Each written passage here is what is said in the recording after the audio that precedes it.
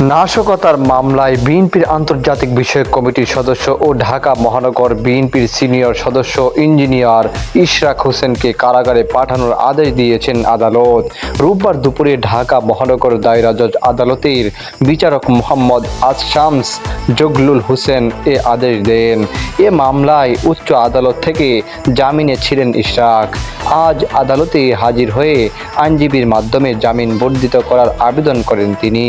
শুনানি শেষে আদালত তার জামিন বাড়ানোর আবেদন বাতিল করে কারাগারে পাঠানোর আদেশ দেন।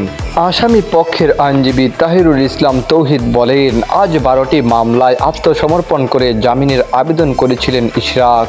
শুনানি শেষে আদালত 11 মামলায় তার স্থায়ী জামিন মঞ্জুর করেন। তবে পল্টন থানায় দায়ের করা একটি মামলায় জামিন না মঞ্জুর করে কারাগারে পাঠানোর আদেশ দিয়েছেন। গত বছরের 28শে অক্টোবরের বিএনপি ঢাকা মহাসমাবেশের সংঘর্ষের ঘটনাকে কেন্দ্র করে ইঞ্জিনিয়ার ইশরাক হোসেনের বিরুদ্ধে রাজধানীর বিভিন্ন থানায় নাশকতার অভিযোগে 12টি মামলা দায়ের করা হয়। সততা মিডিয়া 11 নিরপেক্ষ খবর নিয়ে আপনার পাশে। আপনি থাকুন চ্যানেলটি সাবস্ক্রাইব করে।